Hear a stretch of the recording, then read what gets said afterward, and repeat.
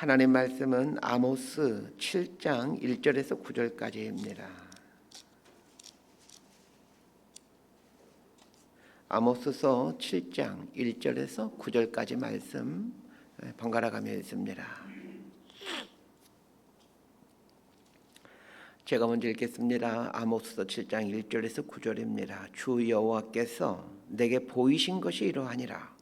왕이 풀을 벤 후 풀이 다시 움돋기 시작할 때에 주께서 메뚜기를 지으심에 메뚜기가 땅의 풀을 다 먹은지라. 내가 이르되 주 여호와여 청하건대 사하소서. 야곱이 미약하오니 어떻게 서리이까 하매 여호와께서 이에 대하여 뜻을 돌이키셨으므로 이것이 이루어지지 아니하리라. 여호와께서 말씀하셨느니라. 주 여호와께서 또 내게 보이신 것이 이러하니라. 주 여호와께서 명령하여 불로 징벌하게 하시니 불이 큰 바다를 삼키고 육지까지 먹으려 하는지라. 이에 내가 이르되 주 여호와여 청하건대 그치소서. 야곱이 미약하오니 어떻게 서리이까 하매 주 여호와께서 이에 대하여 뜻을 돌이켜 주 여호와께서 이르시되 이것도 이루지 아니하리라 하시니라. 또 내게 보이신 것이 이러하니라. 다림줄을 가지고 쌓은 담 곁에 주께서 손에 다림줄을 잡고 서셨더니 여호와께서 내게 이르시되 아모스야 내가 무엇을 보느냐. 내가 대답하되 다림줄이니이다. 주께서 이르시되 내가 다림줄을 내 백성 이스라엘 가운데 두고 다시는 용서하지 아니하리니 9절 함께 읽습니다. 이삭의 산당들이 황폐되며 이스라엘의 성소들이 파괴될 것이라. 내가 일어나 칼로 여로보암의 집을 치리라 하시니라. 아멘. 오늘 본문은 하나님께서 아모스에게 보여주신 환상을 말해주고 있습니다. 이전까지는 말씀을 통해 이스라엘의 부도덕과 타락을 말해줌으로 심판을 선언해 왔다라면 이제는 환상을 통해 이스라엘을 심판하겠다라는 말씀을 하십니다. 하나님은 청각적으로도 말씀해 주시기도 하고 시각적으로도 말씀해 주시기도 합니다. 하나님은 다양한 방법으로 말씀하시는 분이십니다. 오늘날에도 하나님은 다양한 방법으로 말씀해 주십니다. 성경 말씀을 통해 말씀하시기도 하고 또 설교를 통해 말씀하시기도 하고 또 기도할 때 말씀하시기도 하고 꿈을 통해서 말씀하시기도 하고 재난을 통해서 말씀하시기도 하고 상황을 통해서 말씀하시기도 하고 또 다른 사람을 통해 말씀해 주시기도 하십니다. 이 하나님의 다양한 의사소통 방법에 이제 익숙해져 가야 합니다. 1절부터 3절까지 말씀 함께 읽습니다. 시작. 주 여호와께서 내게 보이신 것이 이러하니라. 왕이 풀을 벤 후 풀이 다시 움돋기 시작할 때에 주께서 메뚜기를 지으심에 메뚜기가 땅의 풀을 다 먹은지라. 내가 이르되 주 여호와여 청하건대 사하소서. 야곱이 미약하오니 어떻게 서리이까 하매 여호와께서 이에 대하여 뜻을 돌이키셨으므로 이것이 이루어지지 아니하리라. 여호와께서 말씀하셨느니라. 아모스에게 보여주신 첫 번째 환상은 메뚜기 환상입니다. 메뚜기가 곡식을 다 먹어 백성들이 굶주리게 되는 이제 환상이죠. 이런 면에서 자연재해를 통해 곡식을 가져가시는 것은 하나님의 심판의 모습이기도 합니다. 그래서 자연재해 앞에서도 하나님의 음성을 듣기 위해 우리들은 귀를 기울여야 합니다. 1절에 보니까 왕이 풀을 벤 후 풀이 다시 움돋기 시작할 때라는 말이 이게 무슨 의미인지 쉽게 이해가 되지 않을 겁니다. 이스라엘은 두 번에 걸쳐 농사를 짓게 됩니다. 그런데 첫 번째 농사의 첫 수확물은 왕이 다 가져갔다라는 말입니다. 그리고 두 번째 수확을 갖고 백성들이 먹고 사는데 그 두 번째 수확하기 전에 메뚜기가 와서 곡식들 다 갉아먹는다라는 그런 환상입니다. 그러니까 메뚜기 재앙이 의미하는 것은 극심한 배고픔입니다. 먹을 게 하나도 없는 굶주림의 상태가 된다라는 것이 메뚜기 환상의 내용입니다. 메뚜기 환상을 보여주자 아모스가 하나님께 간청합니다. 하나님 용서해 주십시오. 야곱이 미약하오니 어떻게 설 수 있겠습니까? 하면서 간청합니다. 메뚜기가 먹을 걸 다 갉아먹으면 이스라엘 백성들이 어떻게 살 수 있겠습니까? 제발 이 방법만은 거두어 두십시오. 이렇게 간청하는 거죠. 그러자 하나님께서 아모스의 기도를 듣고 메뚜기 재앙을 철회하시겠다 말씀하십니다. 여기서 몇 가지 중요한 것들 배울 수 있습니다. 하나님으로부터 환상을 본 사람, 하나님으로부터 음성을 들은 사람이 재앙을 막을 수 있는 사람이라는 겁니다. 그런 면에서 이 땅에 임하게 될 재앙을 막을 사람들은 누구이겠습니까? 우리 그리스도인들입니다. 왜냐하면 하나님의 음성을 들을 수 있는 사람들이 우리 그리스도인들이기 때문입니다. 그래서 우리 그리스도인들은 하나님께서 들려주시는 음성을 듣기 위해 애를 쓰셔야 됩니다.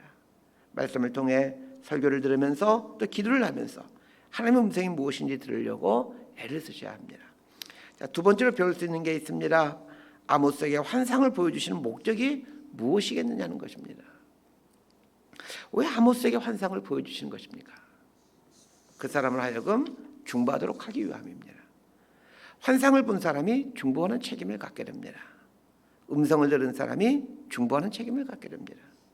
그러므로 우리 그리스도인들에게는 중보 책임이 있습니다. 아모스가 중보 기도하는 걸 보면서 또 한 가지 중요한 걸 배웁니다. 아모스는 남유다 사람이었습니다. 아모스에게 보여준 환상은 다 북이스라엘의 심판과 관련된 내용들입니다. 어찌 보면 아모스하고는 크게 상관없는 일일 수도 있습니다. 그럼에도 아모스는 북이스라엘을 위해 기도합니다. 아모스는 자기 나라의 지경을 뛰어넘어 기도하고 있습니다. 저는 우리의 기도의 지경이 우리의 가족과 우리의 교회를 뛰어넘을 수 있게 되길 바랍니다. 선교지를 위해서 기도하고 한 번도 가보지 않는 나라를 위해 기도하는 지경까지 넓혀질 수 있게 되기를 바랍니다. 아모스가 야곱이 미약하오니 어떻게 살이까 이렇게 탄원하자 하나님께서 뜻을 돌이키십니다. 하나님은 때로는 뜻을 돌이키시기도 하신다는 것을 알아야 합니다. 우리의 기도가 때로는 하나님께서 작정하신 뜻을 돌이키게 할 수도 있습니다. 하나님의 본래 마음은 이스라엘을 심판하고 싶지 않는 것이었습니다. 그런데 하나님의 속성은 죄를 미워하는 겁니다. 그래서 하나님은 하나님의 이 속성대로 거룩하신 분이기에 죄를 심판하려고 했던 것입니다. 그러나 본래 마음은 용서하고 긍휼을 베푸고 싶은 마음이 하나님의 본래의 마음이십니다. 중보기도는 이 하나님의 마음에 호소를 하는 겁니다. 하나님께서 아모스의 기도를 듣고 이스라엘에게 메뚜기 재앙을 내리는 것을 철회하셨다라는 것을 기억했으면 합니다. 자, 4절부터 6절까지를 함께 보도록 합니다. 시작. 주 여호와께서 또 내게 보이신 것이 이러하니라. 주 여호와께서 명령하여 불로 징벌하게 하시니 불이 큰 바다를 삼키고 육지까지 먹으려 하는지라. 이에 내가 이르되 주 여호와여 청하건대 그치소서. 야곱이 미약하오니 어떻게 서리이까 하매 주 여호와께서 이에 대하여 뜻을 돌이켜 주 여호와께서 이르시되 이것도 이루지 아니하리라 하시니라. 메뚜기 재앙 환상을 보고 아모스가 탄원하자 메뚜기 재앙을 거두시고 이번에는 불로 심판하는 환상을 보여주십니다. 바다로부터 불이 나와 모든 육지가 태워지는 환상입니다. 이 불이 어떤 불인지는 정확히 알 수 없습니다. 어쩌면 소돔과 고모라를 심판했던 그 유황불인지도 모르겠습니다. 이게 무슨 불인지는 모르겠지만 불로 심판한 환상을 보여주자 아모스는 또다시 하나님께 간청합니다. 야곱이 미약하오니 어떻게 서리이까 하면서 탄원합니다. 그런데 하나님께서 불로 심판하겠다는 뜻도 돌이키십니다. 자, 7절부터 9절까지는 이제 세 번째 환상인데, 자, 7절부터 9절까지 함께 봅시다. 시작. 또 내게 보이신 것이 이러하니라. 다림줄을 가지고 쌓은 담 곁에 주께서 손에 다림줄을 잡고 서셨더니 여호와께서 내게 이르시되 아모스야 내가 무엇을 보느냐. 내가 대답하되 다림줄이니이다. 주께서 이르시되 내가 다림줄을 내 백성 이스라엘 가운데 두고 다시는 용서하지 아니하리니 이삭의 산당들이 황폐되며 이스라엘의 성소들이 파괴될 것이라. 내가 일어나 칼로 여로보암의 집을 치리라 하시니라. 이 세 번째 환상은 다림줄 환상입니다. 그런데 이 다림줄 환상은 이전에 보여줬던 메뚜기 환상과 불의 환상과 그 목적이 다릅니다. 메뚜기의 불의 환상은 하나님께서 일방적으로 보여주시고 난 후에 아모스가 심판하지 말아달라고 간청하는 그런 구조로 되어 있지만, 다림줄 환상은 하나님께서 보여주시고 난 후에 아모스에게 질문을 하며 아모스와 대화를 하신다는 것입니다. 자, 다림줄이란 무엇입니까? 건축 일을 하시는 분들이 사용하는 도구인데 그 벽돌로 벽을 쌓아갈 때 똑바로 쌓아져 가고 있는지 이런 것들을 재는 도구입니다. 수평이 맞는지 오와 열이 맞는지를 재는 줄자와 같은 그런 역할을 하는 것입니다. 하나님께서 다림줄을 잡고 서 있다라는 말은 심판을 하겠다라는 말이 아닙니다. 메뚜기와 불의 환상은 심판을 하겠다는 환상이었습니다. 반면에 다림줄 환상은 다시 측정하겠다라는 말입니다. 아모스가 심판에 대해 탄원을 하자 다림줄로 다시 재겠다라는 말은 한 번 더 기회를 주겠다는 얘기입니다. 그 대신 다림줄로 재서 여전히 돌이키지 않는다라면 그때는 용서해 줄 수가 없다라는 말입니다. 한 번 더 기회를 주겠다는데 아모스가 이 상황에서 뭘 더 요구하겠습니까? 자, 그런데 이 다림줄에 대해서 우리 한번 진지하게 생각해 보십시다. 다림줄은 건축하시는 분들이 벽을 쌓을 때 사용하는 줄인데 처음에 한 번만 재는 것이 아니라 수시로 벽돌을 쌓는 중에 수시로 보고 잽니다. 다림줄을 보여주시는 것은 하나님께서 수시로 재고 있다라는 말입니다. 여기 우리 그리스도인들이 깨어 있어야 되는 이유가 있습니다. 하나님은 우리의 삶을 수시로 재십니다. 한번 측량하시고 그에 따라 평가를 내리시는 분이 아닙니다. 벽돌을 올리고 다림줄을 재고 또 벽돌을 올리면 또 다림줄을 재고 또 벽돌을 올리면 또 다림줄을 재고 수시로 반복해서 이 다림줄로 이 건축물이 잘 되어가고 있는지를 재고 있습니다. 우리 인생을 집에 종종 비유하곤 합니다. 예수님도 인생을 집으로 비유하곤 하셨죠. 모래에 집을 지을 것인가 반석에 집을 지을 것인가 하면서 우리 인생 집에 대한 이야기를 말씀하셨습니다. 우리는 태어나는 순간부터 죽는 순간까지 이 인생이라는 집 건축물을 지어갑니다. 그런데 그 인생 모든 순간들을 하나님은 계속해서 다림줄로 재신다는 것입니다. 하나님의 다림줄을 보고 있는 사람은 바른 인생을 건축해 갈 수 있습니다. 그냥 내 마음대로 막 지으면 안 되죠. 이 다림줄을 보고 건축물을 쌓아 올라야만 이게 온전한 건축물이 될 수 있습니다. 자, 그런데 대부분의 사람들은 이 하나님의 다림줄을 의식하지 못하고 이 다림줄을 보지 않고 자기 소견에 오른 대로 인생집을 쌓아갑니다. 자기 경험에 따라 인생집을 쌓아갑니다. 그래서 어떤 사람의 인생집은 중간에 무너지기도 하고 또 어떤 사람의 인생집은 무너지지 않고 성실하게 다 쌓아갔는데 죽을 때 보니까 그 무너질 집을 쌓았다는 것을 깨닫기도 합니다. 여러분의 인생집은 지금 얼마만큼 지어져 가고 있습니까? 그리고 하나님의 다림줄 앞에서 여러분의 인생은 얼마나 수평과 수직을 이루며 반듯한 삶을 살아가고 있었습니까? 하나님의 다림줄은 공평한 추입니다. 하나의 오차도 없는 공평하고 정확한 잣대입니다. 하나님의 다림줄이 우리의 인생을 오늘 또 측량하고 있다는 것을 잊지 마셨으면 합니다. 이 다림줄의 특징이 또 하나 있습니다. 다림줄은 위에서도 보고 옆에서도 보아야 합니다. 바른 인생 건축물은 하나님 보시기에도 바르고 사람들 보기에도 바른 인생입니다. 우리 기독교 신앙을 가장 잘 보여주는 상징이 십자가입니다. 하나님과 나와의 관계를 말해주는 세로축, 사람들과의 관계를 말해주는 가로축이 균형 잡혀 있어야 됩니다. 예수님은 율법에서 가장 중요한 말씀이 무엇이라는 질문에 하나님 사랑과 이웃 사랑을 말씀하셨습니다. 하나님 사랑이 수직이라면 이웃 사랑은 수평입니다.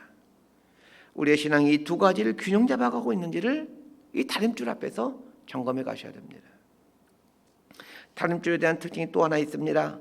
정신없이 벽돌만 쌓아서는 안 된다는 걸 말해주는 것이 다림줄입니다. 벽돌을 쌓다가 수시로 다림줄을 보아야 합니다. 우리는 열심히 성실하게 살아야 되죠. 그러나 종종 하나님의 다림줄로 우리 인생을 보아야 합니다. 다림줄 앞에 우리 인생을 세워놓을 줄 알아야 합니다. 빨리 쌓는 게 좋은 게 아닙니다. 바르게 쌓는 게 중요합니다. 하나님은 다림줄로 이스라엘을 정확하게 측량하시겠다라고 말씀하십니다. 자, 그런데 재미있는 사실이 한 가지 있습니다. 이 다림줄이라는 말은 히브리어로 아나크라는 말인데 이 신음하다, 고통하다라는 히브리어 단어가 아나흐라는 단어입니다. 아나크와 아나흐 발음이 굉장히 비슷하죠. 이 다림줄이라는 단어의 발음과 고통, 신음이라는 단어의 발음이 아주 너무나도 흡사한데 이런 걸 언어 유희라고 합니다. 다림줄이라는 말이 4번이나 오늘 본문에 등장하고 있습니다. 이 짧은 구절 안에 4번 등장하는데 아모스가 이 환상을 이스라엘 백성들에게 들려줄 때 아나크라는 말을 4번이나 사용하므로 고통, 신음이라는 아나흐라는 말을 생각하도록 했다는 것입니다. 하나님께서 다림줄을 재고 계시는데 정신 차리지 않으면 고통과 신음을 해야 되는 심판을 받게 된다는 것을 말해주고 싶었던 것입니다. 자, 그러면서 정신 차리지 않으면 어디를 가장 먼저 치시겠다라고 하나님 말씀하십니까? 9절을 보십시오. 이삭의 산당과 이스라엘의 성소입니다. 가장 먼저 심판하겠다는 곳이 산당과 성소입니다. 이 말은 이스라엘이 타락하도록 하는 그 주된 원인이 종교적 타락이었다는 것을 말해줍니다. 종교적 타락은 종교 지도자의 타락과 밀접한 연관을 맺고 있습니다. 자, 두 번째로 심판하겠다는 곳은 어디입니까? 여로보암의 집입니다. 이 여로보암의 집은 이스라엘 전체를, 북이스라엘 전체를 말하기도 하지만 이 귀족, 지도자들, 왕가 이런 것을 의미하곤 합니다. 한 나라의 부패에 가장 큰 책임이 있는 사람들이 종교 지도자들이고 두 번째로 책임 있는 사람들이 정치와 경제의 지도자들입니다. 자, 말씀 정리합니다. 하나님은 우리를 용서해 주시고 싶어 하시는 분이십니다. 어떻게 해서든지 우리가 바른 삶을 살아가기를 원하고 계십니다. 그러나 도저히 가능성이 사라질 때 심판을 하실 수밖에 없습니다. 오늘 본문 앞에서 기억해야 될 것이 있습니다. 인생이라는 각자의 건축물 앞에 하나님의 다림줄이 놓여져 있다는 것을 인식하며 사는 것입니다. 하나님의 다림줄이 우리 인생 건축물 앞에 놓여 있습니다. 내가 쌓아가는 인생 집 앞에 놓여져 있습니다. 하나님의 다림줄로 지나온 내 인생은 바른 삶이었는지를 한번 되돌아보십시오. 그리고 다림줄을 통해 계속해서 반복적으로 측정해 가게 될 때 우리 인생은 생명을 낚아가는 삶으로 살아갈 수가 있습니다. 우리는 하루에도 수십 장의 인생 벽돌을 쌓아갑니다. 한 장 한 장의 인생 벽돌을 올려놓을 때마다 이 벽돌은 하나님의 손에 있는 다림줄 앞에 괜찮은 벽돌인지를 생각하며 이 한 장의 벽돌을 올려놓았으면 합니다. 그렇게 함으로 우리 인생 건축물이 아름다운 인생 건축물이 되도록 하십시다. 오늘 하루 내가 쌓아가는 인생 벽돌은 온전한 벽돌인지를 생각하며 우리가 주어진 이 하루 일과를 보냈으면 좋겠습니다. 이렇게 살아가게 될 때 우리 인생 집은 아름다운 건축물로 남게 되어집니다. 이런 복된 인생 살아가는 저와 여러분 모두가 될 수 있기를 진심으로 소망하고 축복합니다. 기도하겠습니다. 하나님 아버지, 그 이스라엘 백성들을 향한 애타는 마음으로 탄원했던 아모스 선지자를 생각해 봅니다. 하나님 앞에 이스라엘을 올려놓고 탄원함으로 이스라엘에게는 한 번의 기회가 더 주어지게 되었고 아모스 자신에게는 용서하신 하나님을 경험하게 되는 그 은총을 누릴 수 있게 되었습니다. 더 나아가 아모스는 자신의 인생 건축물의 온전한 생명의 벽돌을 한 장 더 얹게 되는 은혜를 누리게 되었습니다. 하나님 아버지, 우리가 살아가는 매 순간 매 순간이 우리 인생 건축물을 쌓아가는 벽돌이라는 사실을 깨닫게 하여 주시고 인생 벽돌을 한 장 한 장 올릴 때마다 하나님의 다림줄 앞에서 재고 재는 지혜로운 건축가가 될 수 있도록 우리 삶을 붙들어 주옵소서. 예수님 이름으로 기도드리옵나이다. 아멘.